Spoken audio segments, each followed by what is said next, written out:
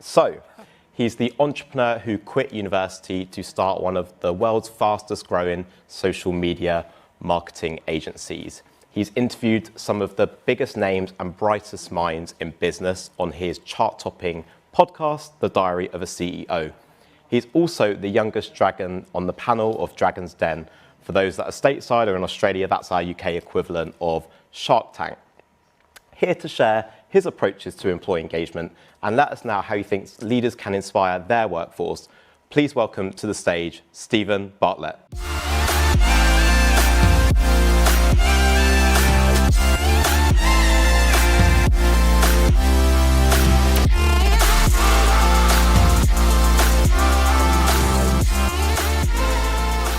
Hello, Steven, and welcome to Unite. Hey, mate, thanks for having me. Cool. Really excited. This is a very cool, different experience, but yeah, awesome. Different, isn't it? It's like hybrid delivery, and it's definitely a different way, reimagining the way we kind of deliver content and stuff. So it's cool, but I'm really excited to have you specifically because you have such a unique experience, both from a business perspective, being a leader, but also in your experience interviewing other business leaders. And I think no one really has that same level of experience experience doing that specific thing. So I'm excited to hear what you have to say. I'm excited to be here. It's not often that I'm on the receiving end of the questions these days, so it's different for me as well. So cool. Let's give it a go then. Yeah. Okay. Cool. So I want to start broad, and ultimately you're a business leader, and I want to ask you first, generally, what are your views on hybrid work?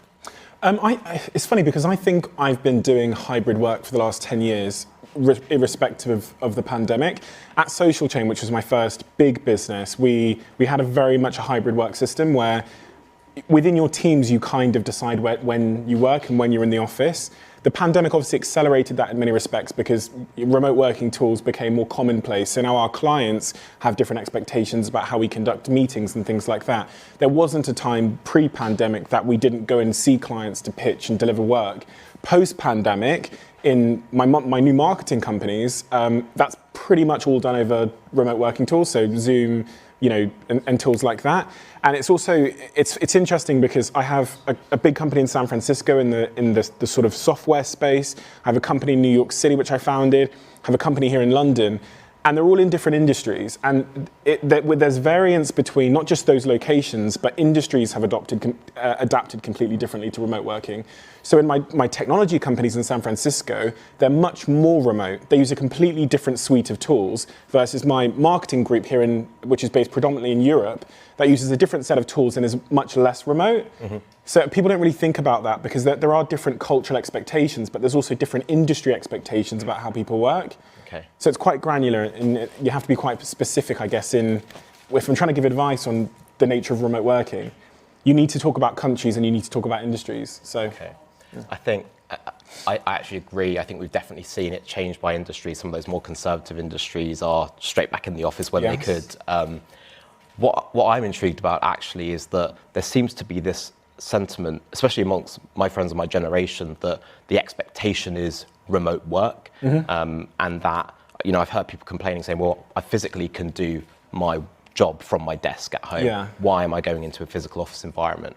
Do you think that perhaps this kind of short-term view, which is that hybrid work, remote work, being able to work from wherever is better for employee well-being, is perhaps a bit too short-sighted, and if you think about it longer term, that there are impacts that might be had, whether that's on collaboration or interpersonal relationships at work? So when I think about how to design a company culture and what type of working style is best suited to our teams, it all starts with the objective of the company. So you've actually got to reverse engineer your company culture from what your company was founded to achieve in the world. If your company was founded to make electric vehicles, the working conditions and environments are different. And also when you think about that, so if my company was founded to create electric vehicles, there's a certain type of individual that I'm going to try and hire. Mm-hmm. You also have to then factor in what type of work would make that person most motivated, most effective, and most happy at work. So from my perspective, these aren't questions that a CEO should hazard a guess at. They're all there ingrained in the mission that you're trying to achieve in the world. So And one of the things when we're thinking about whether remote working or hybrid working is best for the well-being of the employees, The other question we have to ask is, from a company perspective, what is work and what role does it play in people's lives? And if you feel connected to your team members, will you feel more connected to the mission? Is that a first principle truth? And then if that is a yes, how do we make you feel more connected to your team members and therefore the overall mission? And that is, in my perspective, made more difficult if there is geographical distance between you and you don't have some kind of synchronous or some kind of real world collaboration, usually. It's much easier to feel connected to your team members if you're going to the pub with them on a Thursday or a Friday or a Saturday, whenever it is, and you're just doing the non-work social interaction stuff. So it's this interesting balancing act of giving people the freedom they need, of capitalizing on distributed workforces all around the world, but also making your team members feel engaged with the team, the company, and therefore the wider mission. It's honestly a balancing act. And I think for my job is to try and keep a pulse on how engaged our team members feel. One of the ways you can do that is by asking. And I think that's been incredibly effective with some of my companies in America, is asking our teams how they're feeling about the mission, the team, their sense of belonging, which is one of our fundamental, almost Maslowian needs. That's interesting as well, because a lot of the sentiment that comes across, whether that's on social media or whether that's in kind of broader media, is like, so if we look at Apple, for example, when they started to get people back into the office, there was a lot of backlash over that, and there were petitions and things like that. I think, if I'm understanding you right, what you're saying is that what we need is something much more nuanced, where we understand the people, their roles in the teams, who they are as people, the jobs they need to perform, and then kind of have something much more flexible that isn't like this is our new hybrid work strategy, tick, let's send it out. And the key thing here, because I saw this happen, so the pandemic happens, you have all of these companies go to LinkedIn with this kind of virtue signaling, this virtual signaling statement saying, you can decide forever where you're going to work and you decide. I promise you all of those companies regret it. Because I've spoken to companies in San Francisco, the biggest in the world, companies here in London, I've spoken to them, and I promise you they regret it. And you'll always regret when you make rash, broad stroke decisions about company culture based on what was quite a temporary situation. What the most important thing in that moment, and also off the back of COVID, is clarity. And it's like, if you can give people clarity before, after, and during their stint of employment with you about exactly who you are, and exactly what you do here, and exactly what the expectations are, they are capable of choosing for themselves if this is the right fit for them. But what we've seen, and the biggest thing, is there's a lot of spineless leaders who don't want to give clarity because they're scared. And so and I've had these conversations with CEOs around the world who are saying, we built this massive office in London for 700 or 7,000 people in one case, and we can't get people in, so we're trying to put pizza down, and on Tuesdays we do pizza Mondays, and all of this nonsense, because they're scared to just say what they feel and explain why. It's all, so saying what your expectations are is one thing. If you want people to come with you, explain why. And if it's founded on good sense, then I think people are more likely to understand than if it's just we need you in on Monday, Tuesday, Wednesday, and Thursday because I said so.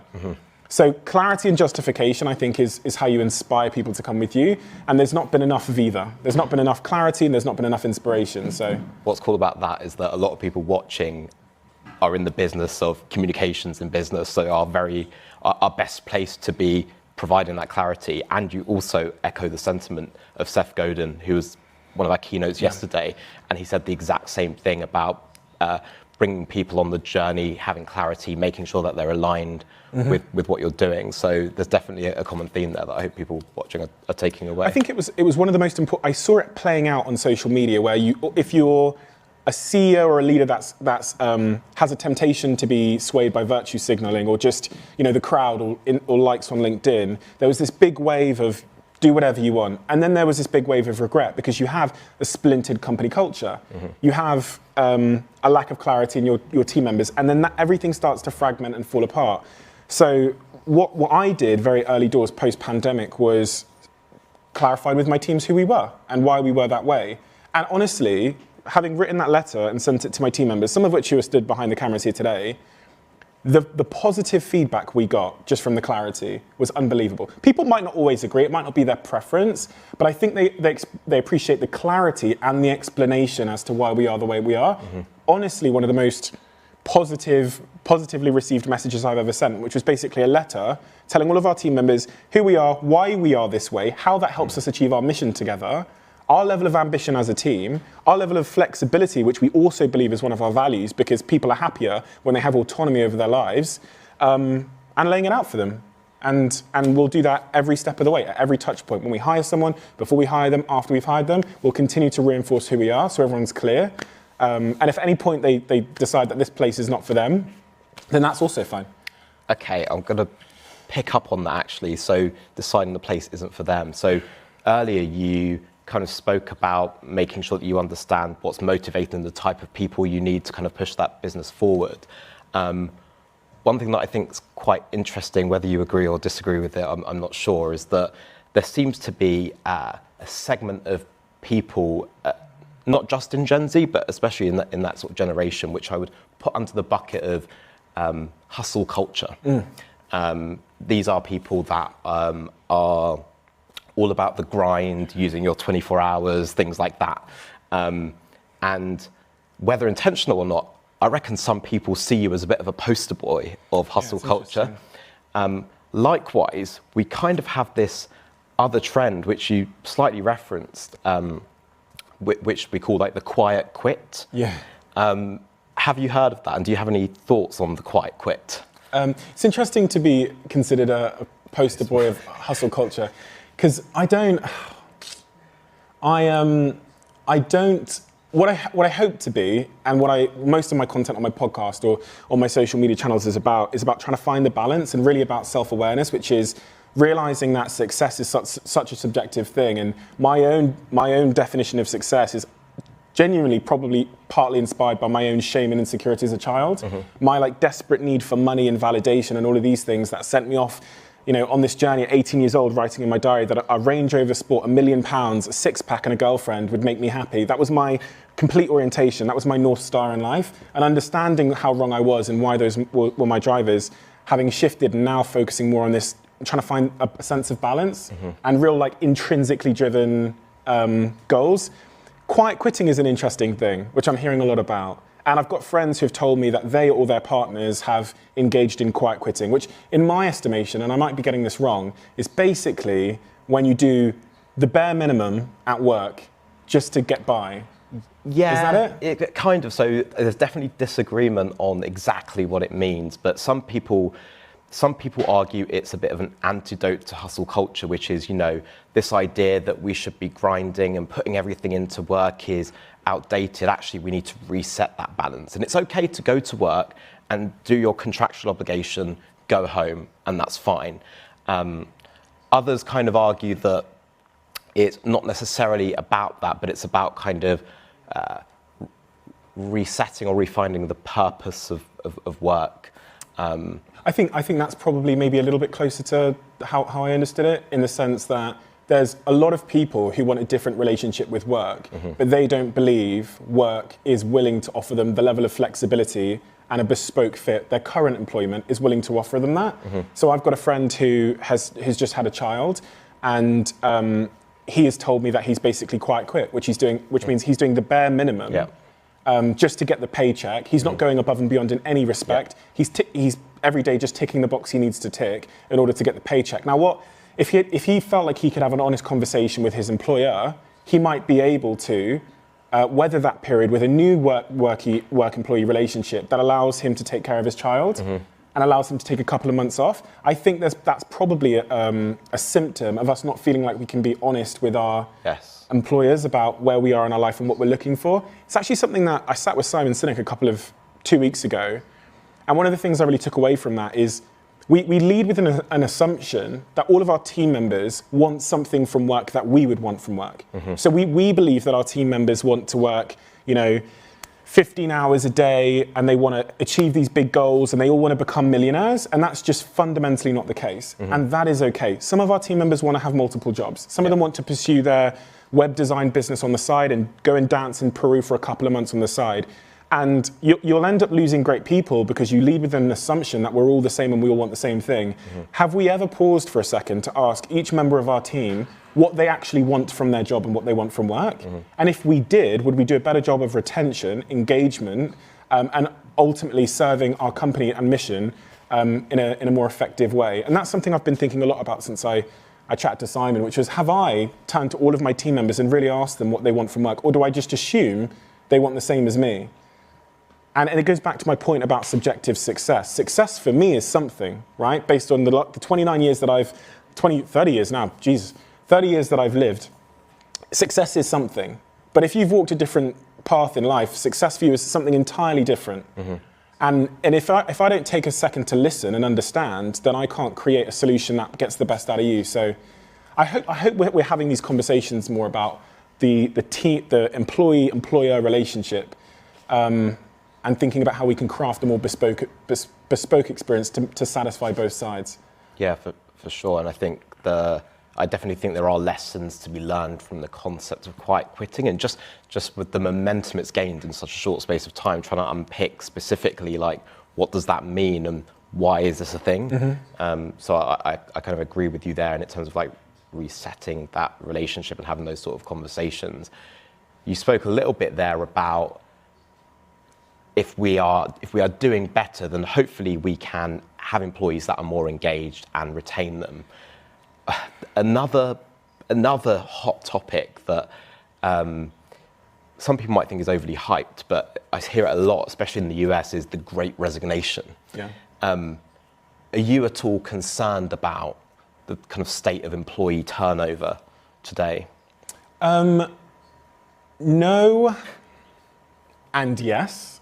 So at Social Chain, the first time we had a real significant wave of resignations was in the middle of the pandemic. Mm-hmm. And I reflect on that to understand why. One of the real things that held our community, our work community together, was our company culture. And in the pandemic, when you're at home for more than a year, doing your work from, in many cases, a studio apartment in Manchester on your own, the temptation to accept a 30% pay rise to go do your work at home in your studio apartment for the Hut Group down the street suddenly becomes compelling. When the Hut Group had come and tried to poach all of our team members pre-pandemic, they were unsuccessful. When they came and offered a 30% pay rise to all of our team members during the pandemic, when the things that had made our company culture special, that was tempting to some people. Mm-hmm.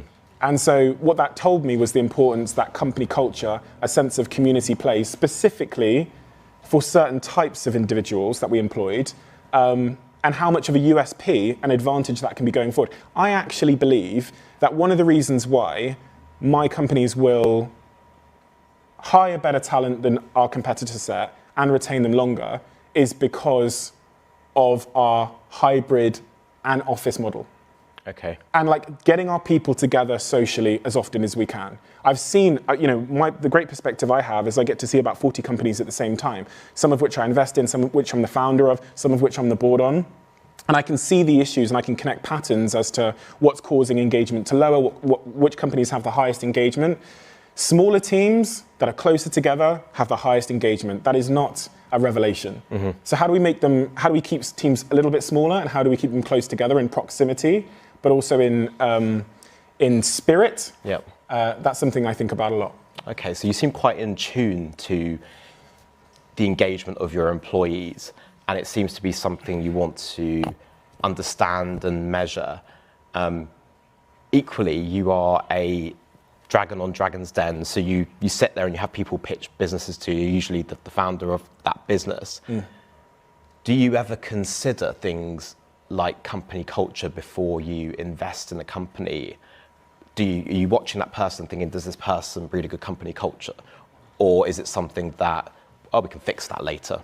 Of course. It's kind of what I said earlier about how one of the most important things when I'm investing in founding teams is the relationships the two founders have, mm-hmm. because that equates to 100% of the company culture when there's two people. And then people tend to hire people like themselves. You'll see that in any team you've ever worked in. You usually, only about 5% of your workforce in, say, 100 people is actually really good at hiring. Yep. And those are people that hire people like themselves. So if I have two entrepreneurs stood in front of me that represent 100% of the company culture, I can hazard a guess that the next person they hire is going to be very similar to them, mm-hmm. in culture, in attitude, in ambition, and all of those things. So that is the nucleus. That is the future of the company culture. Mm-hmm. So I'm investing in these people as a unit culture to expand and scale that culture. So They are the company culture. So one of the things I personally find difficult when thinking about company culture is exactly what we define as a good company culture. And there's been a couple of examples that I've seen on TV. I don't know if you've ever seen The Circle with Emma Watson, No. or if you've seen, there's like a Apple TV series on WeWork.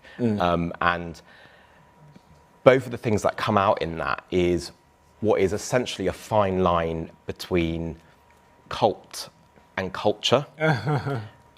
Do you have any thoughts on that? There is a fine line between cult and culture. There is a very fine line between cult and culture. I think company culture and team philosophy is in fact everything. I think tactics are whatever. It doesn't really matter. I think, tactics are actually discovered through great company culture. So if you have a company culture of experimentation or failing a lot, you will find out all the tactics. Like when I come and do talks, they often ask me about social media tactics. What's the best way to do LinkedIn? I can tell you all of those things, but I'll also tell you that in 3 months' time, all of that information will be redundant. I can also tell you that my team will know the answer in 3 months' time because we're obsessively failing faster than you are. So regardless of whether these platforms are ever changing, our company culture, which sits underneath that, which is like a fishing rod instead of just giving you a fish, is the thing that will make us succeed in the future. It's the thing that's steering our trajectory. So company culture and the team's philosophy towards work is everything. It's absolutely everything. And I actually think, other than hiring people, I think that is pretty much my only job. My only job is to values, company culture, and philosophy. That's pretty much my only job. And if I get that right, everything seems to work. And I've replicated that over and over again. I think I'm on my third business that has a 9-figure valuation. And every single one of them behaves in a very similar way as it relates to the values and the philosophy. It's like I'm just seeing the people are different, but the team is operating in the exact same way. And they're winning. Like the podcast team, some of them are stood in front of me now. For me, it's not surprising that they've done so well because they have a philosophy and a culture where they are like a cult in many respects. They're also like really good mates, really good friends. They didn't know each other, a year ago, and they all think in the same way. So if you went to all of them individually in a room and said, who are we and how do we behave? I promise you, they would all recite the same sentences because we've all reinforced it in each other. When we hire someone else, we're reinforcing it in them. And that's kind of like, to speak in cult terms, you're becoming indoctrinated into understanding who we are and how we behave. And that is what you need. That is what you need. The other thing is when companies get bigger, you don't have one company culture. I learned this very interestingly at Social Chain, and I learned it from a guest that came on my podcast. If you have 100 people, you probably have 10 company cultures. And those 10 company cultures are dictated by the 10 managers that are enforcing them. So I remember at Social Chain, in our design studios, we had 2 teams sat next to each other. And when I do my one-on-one conversations with one of those teams, they were not so happy. And they didn't feel supported. They didn't feel like there was an urgency to the team. And they all asked if they could be managed by the team that literally sat next door to them, the person called Jason who sat next door to them. When I spoke to people in Jason's team, everyone was engaged, they were motivated, they were fired up about our mission, and they loved being managed by Jason. And that's something to think about when you're a CEO or a leader. You don't have one company culture. You have all of these subcultures throughout your business, and you have to manage 10 different subcultures and one overarching culture. I've seen that sentiment echoed by some of the people you've interviewed as well, like leaders being tuned into good and bad managers and making quick decisions based on that. I want to pivot actually to those interviews and the podcast specifically. So the Diary of a CEO, just quickly, where did it come from and has it changed from the idea you originally had? Yeah, the idea I originally had was almost this kind of juxtaposition between a CEO who's known as being privy to a lot of information, but quite secretive, a position of quite, of power, and then a diary, which is kind of in many ways the antithesis. It's open, it's personal, it's where all of the things that you would love to know are kept. Yep. And so it was meant to be getting a look into the diary of a CEO and what you might find there. And so at the start, it was just me sharing my diary every week, which I did for a number of months. And that was very difficult because it required so much time. It would take me 8 hours just to collate my notes together and record one episode under the stairs by myself. Then it became about guests sharing their diaries. So now it's experts, guests, celebrities, authors, CEOs sharing their diaries in hopefully a very honest way. What I particularly like about it is that diary element, and what I've learned over time from watching some of that content is the amount of leaders that I see cry. And that for me is really interesting, because it's in line with that diary element, which is kind of like behind the mask.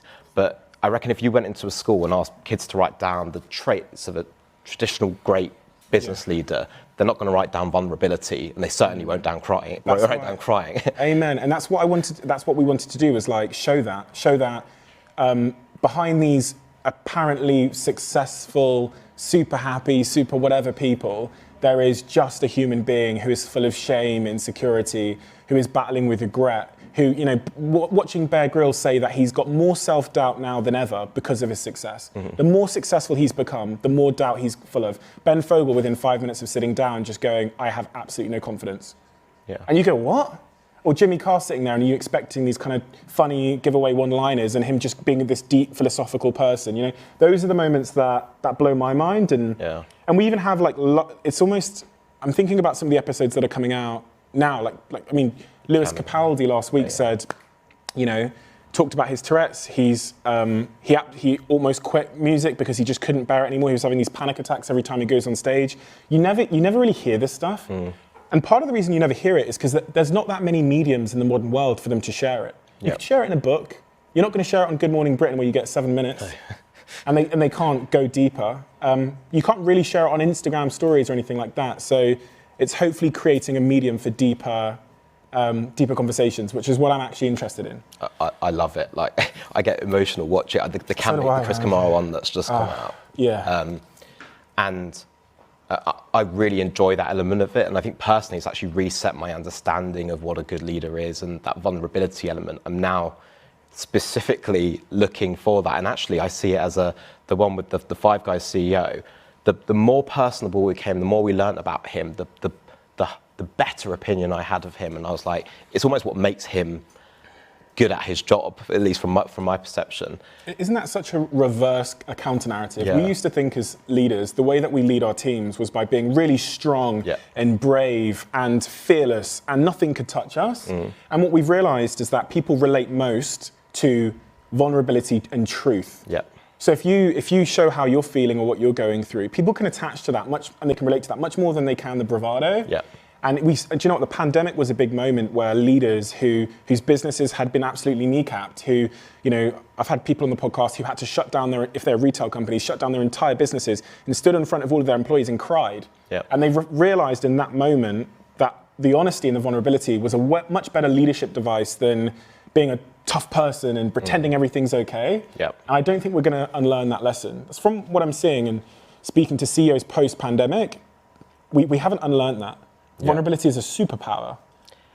And on that topic, what do you think you've kind of learned or taken away? I mean, over the course of the years, you've interviewed lots of different people, different perspectives. What lessons or takeaways have you amalgamated from all that knowledge you've able to take?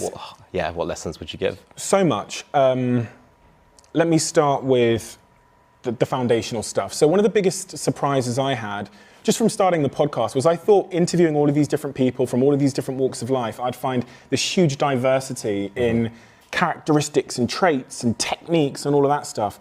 But at the fundamental level, we're so similar. We're the same. Regardless of whether it's Mel C or Piers Morgan or Matt Hancock or whoever it is, when you go back to the foundation of who they are and what shaped them, it's all very predictable. And that for me has been really liberating, because it makes me realize that if I had anxiety, or if I go through that, if I go through divorce or grief, my responses, the things I feel in my body, they're just human. It's not evidence of my inadequacy. It's not evidence that I'm broken. These are human responses that we all share. From a business perspective, I've learned so much from so many different perspectives. There's so many different types of leadership, and there's so many different ways to be successful. You read these books, these self-help books, and they say, you know, you've got to jump up in the morning, drink your green juice, meditate, gratitude journal, run down the street, run back, whatever. And that's just not the case. Some of the most successful people I know are just including me, fundamentally organized. We get out of bed at 11 o'clock, if that's what time we wake up. We stumble out and we're very good at one thing. And that's enough. And that's a key point as well that Jimmy Carr said to me. I won't swear because that's how he delivered it, but being good at one thing is much better as it relates to long-term success, it appears, and doubling down on that thing, trying not to be a generalist, is much more effective than trying to be good at everything. And fundamentally, one of the greatest motivators of all my guests, whether they're athletes, gold medalists, billionaire CEOs, whatever, is shame. Mm-hmm. I didn't expect to find that. Insecurity and shame are by far the biggest motivators. It's not people going, do you know what, I want to be a billionaire, I'm fired up, I'm going to be motivated every day, blah, blah, blah, blah, blah. It's someone bullied them on the playground. Someone beat them up. Their dad said something to them. In the case of like Eddie Hearn, his dad made him feel like he was living in his shadow, and he's had a chip on his shoulder. His book is called Relentless. That is why he's relentless.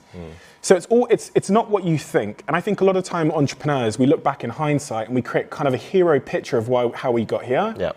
But the picture tends not to be the truth. Mm-hmm. When you dig deeper, it's because they were bullied. It's because their mother abandoned them. It's because their father, was abusive to their mother and they just wanted to bring happiness to their household, so they became a comedian. Mm-hmm. It's those things. It's they lost their arm. I sat there with Black Coffee, the DJ, and he gets hit by a car when he's a child, but he loves music, and he almost developed this kind of chip on his shoulder because he can no longer move his left arm at all. It's completely paralyzed, that he threw himself into music, He couldn't socialize. So it's really interesting what motivates people, and it's almost never what they think or what they say. In terms of taking away certain business lessons, what I found it interesting watching and listening is the diversity in the guests you have, in that, yes, you interview many business leaders and CEOs, and there's lots of great content and insights there. But you also, in fact, some of your most popular interviews have been with sports people, like Rio Ferdinand. We've got the Cami one, the Chris Kamara one that's just come up. The UFC fighter one is one that a lot of people love. What do you think, or do you think business leaders can take anything away from sports leaders? We have a big culture at Unilever around football and sporting, so. That's exactly what creativity is. Creativity is expanding your. So I had a guest on this week I was chatting to about creativity, and it really kind of summarized it for me. If you want to create, and I think this line is a bit cliche, but if you want to create new ideas, you connect existing dots in new ways. And the way he visualized it for me was, you imagine all of these clouds floating around in front of you. They're just points of inspiration. It could be something you just saw on TV from a sports star. It could be something you saw in the procession on the Queen's funeral. It could be something you listened to in music.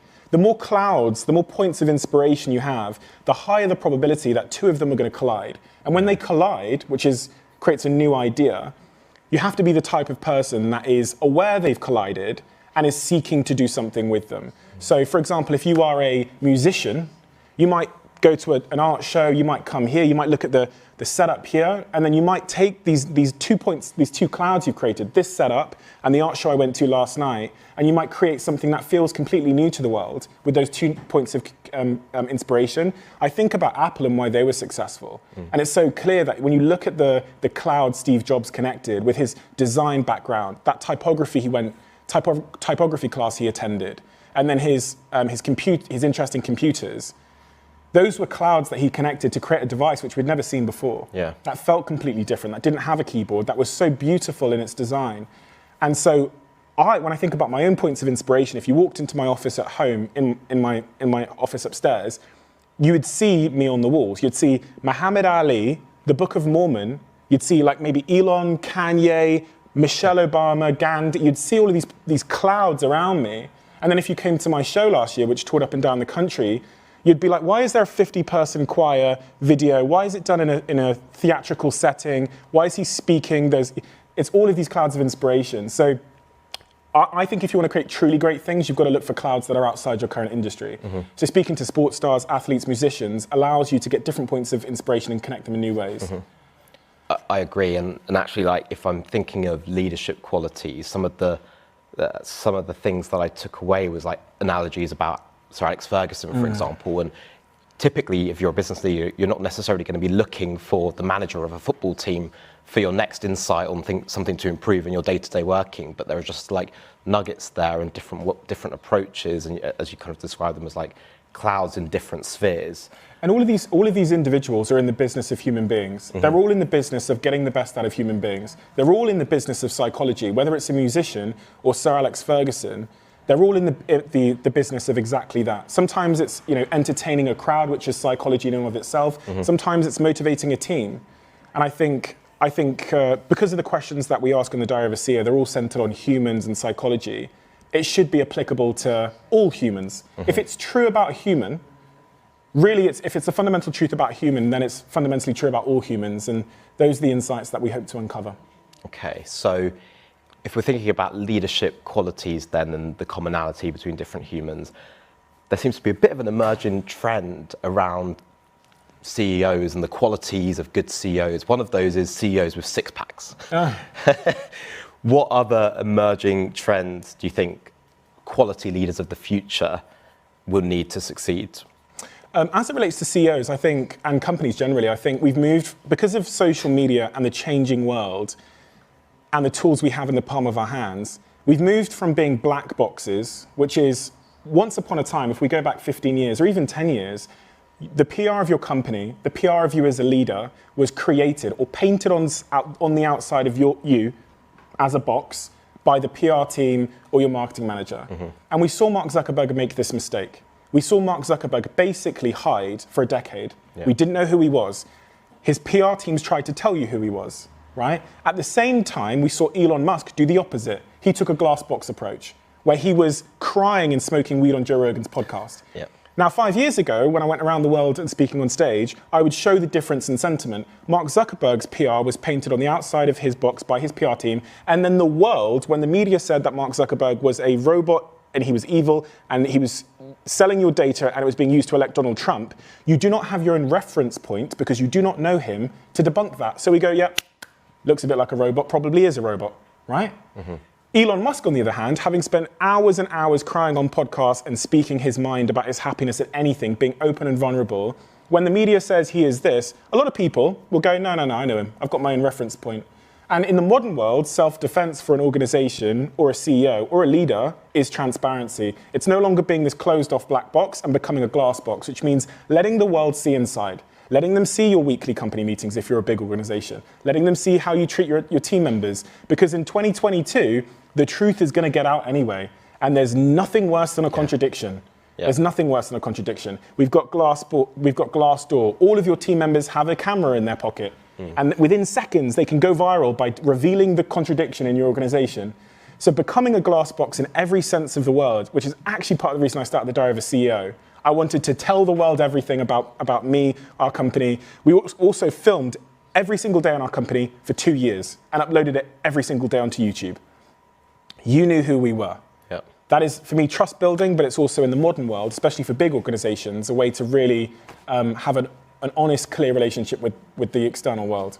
What's cool about that is as well, although I can't prove it with data, I tend to start noticing a link between the more transparent the CEO, the better they seem to be doing as a business and the hype. Like Elon Musk. Of course. I mean, I don't want to talk about particular companies and their current public market performance. There's a couple of big previous unicorns that I looked at this morning that are now worth half, not even half. They're worth 10% of their valuation because of the media, PR. Some of the big fast fashion brands, I won't name them. Another big brand up in Manchester. And the media have painted the narrative of the CEOs over and over again, and it's just decimated those businesses. Now, when Elon Musk was crying on Joe Rogan's podcast and smoking weed, I saw the sentiment. The press were like, crazy guy, he's unhinged, whatever. But when you look at the social sentiment, he was like 65% positive versus Zuckerberg, who was like 45% negative.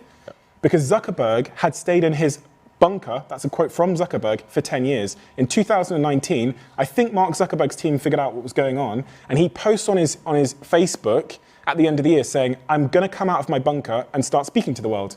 I'm paraphrasing the letter on his Facebook. And from then on, he's done about 5 podcasts. He's really been out there. He started filming the Facebook internal meetings, and they're really trying to become that glass box I spoke about. Cool. I want to pivot very quickly to content. And content is a topic that came up yesterday. We had Patricia Bright here in the studio as well.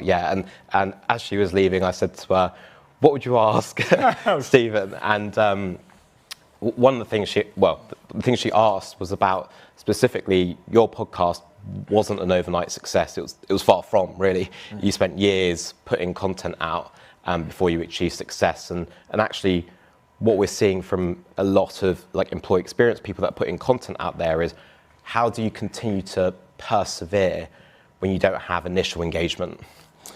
So, as is the case with life generally, consistency and patience is by far the greatest thing. I mean, compounding returns are always invisible and slow at the start, as they always say in finance, and then they're very, very quick. Yep. And I actually posted on LinkedIn last week a graph that showed for the first 2 years of the podcast, literally nobody was listening. Mm-hmm.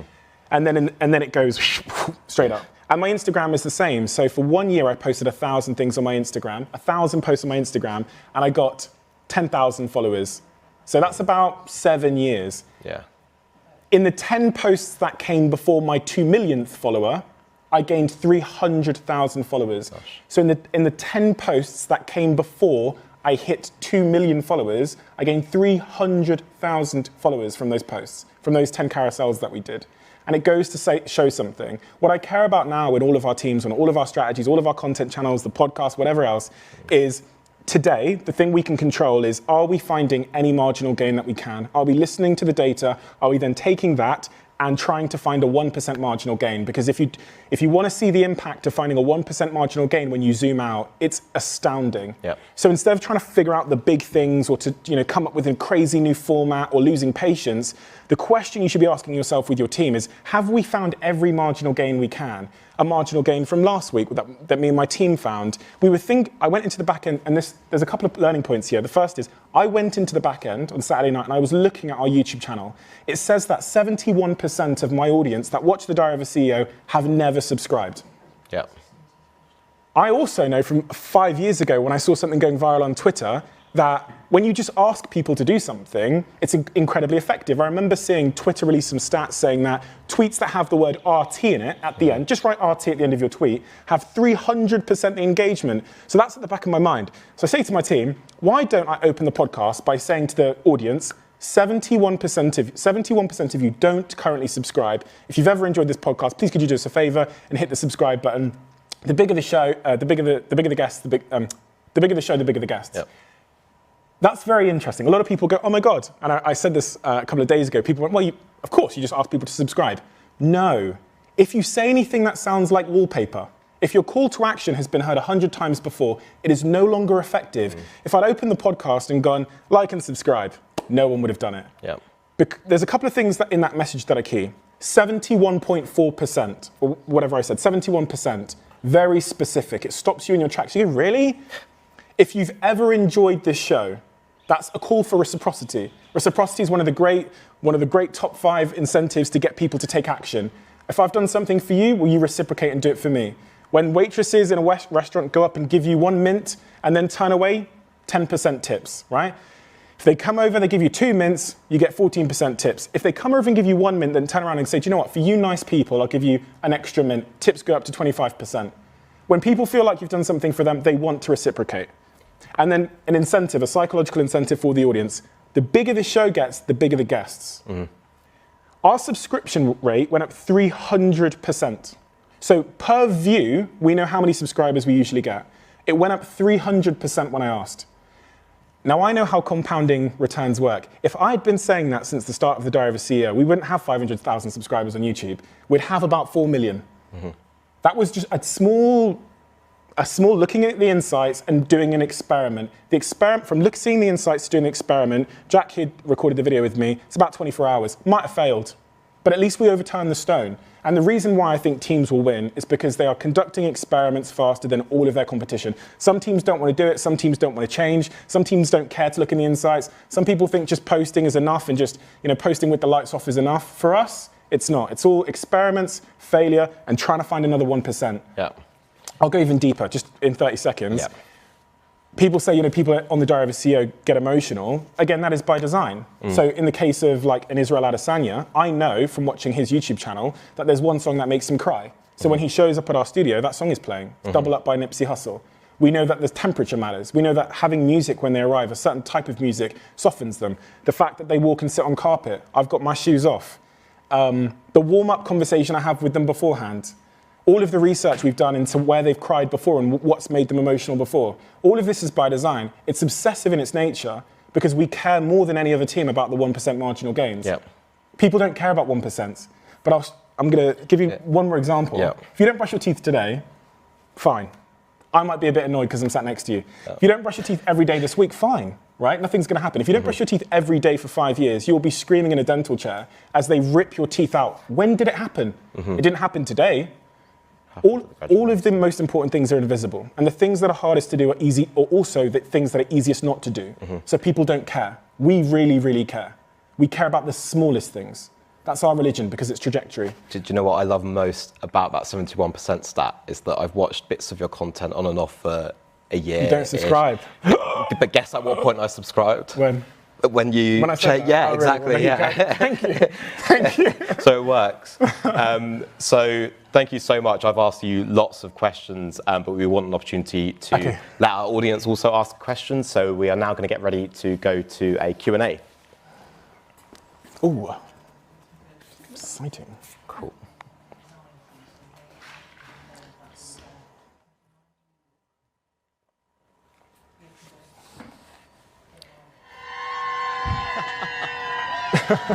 Cool. Yep. Thank you so much. Still got that energy. Okay, so we're heading over to literally a question posed from our watch party. So this is our New York watch party that you're looking at. And we're joined by James and hopefully one of his guests who has a question that he's crafted for Steven. Would you like to ask it? Yeah, we have a great question, and I'm here with Adib Ibrahim from American Airlines. Thanks, James. Yes, Steven, nice to meet you. Phenomenal keynote. I'm looking very forward to reading The Happy, Sexy Millionaire. I mean, what a bold title. Yeah, right, there's the reaction I was looking for. My question is actually a little bit more philosophical in nature. I've heard, culture just isn't good or bad, it just is. And hearing what you've been sort of saying up to this point, I'd love to get your thoughts on that statement. Yeah, I mean, culture should be designed to achieve an objective. And when I've sat there with the biggest sports teams in the world, the players that have played in Manchester United, for example, like Rio Ferdinand or Gary Neville or Patrice Evra, their culture was purely designed to make them win titles. So I guess one could garner from that. If it's effective in helping them win titles, then then it's a good culture. If it's ineffective in helping them win titles, it's a bad culture.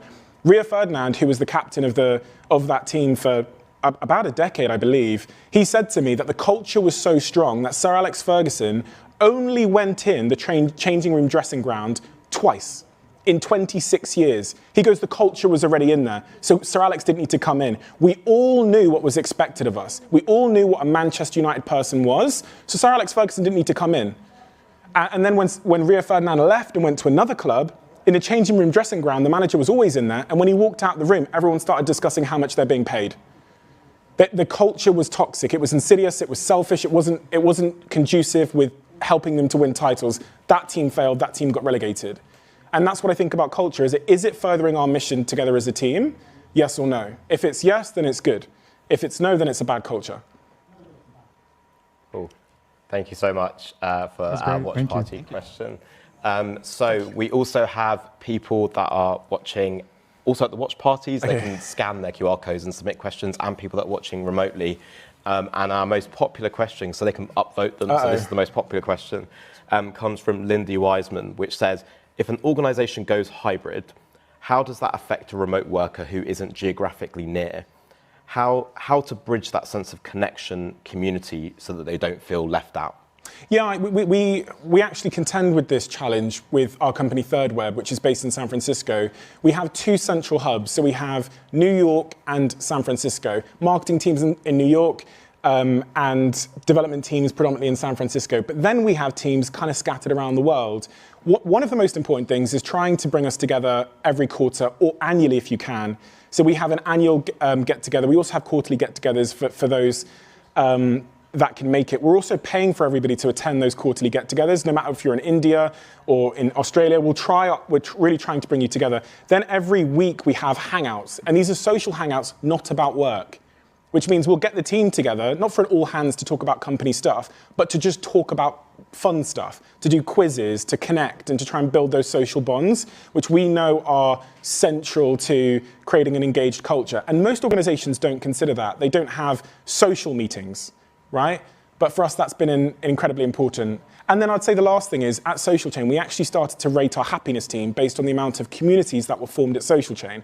So how big is Reading Club and how engaged is it? How big is our women's football team at Social Chain and how engaged is it? Marking ourselves as an organization on how many communities we're fostering, I think was incredibly important. And it made it, but when there's a KPI for it, people focus on it and it grows. So community is one of the things that becomes decayed in remote working, and that's something that organizations can be intentional about. Cool. We are pretty much at time, but I'm going to be slightly naughty and ask a quick question and ask for a quick answer as well. Try and give a quick answer. I'll ask for forgiveness after, sorry, Steph. As a non-leader, how can the rest of us effectively manage a because I said so, I just want it doing like this leader? You're all leaders, and I think at the point when you forget that you are, then you no longer are. Your first obligation and priority is staying true to what you think is the truth. And even if your CEO or manager or whatever is dismissive of that, I promise you, the people I value most in every company I have are those that are willing to tell me the truth, even when I disagree and don't like it. Yep. They are the most valuable people. Those are the people that I always seek out and I go, what do you think of this? Because I know, regardless of whether it's expedient, they're going to give me the truth. And even the most egotistical leaders do care about the truth, even if they seem to ignore it often. I've noticed that from the podcast as well, speaking to CEOs. They sometimes are dismissive of things, but they tend to respect and listen to those people in the future.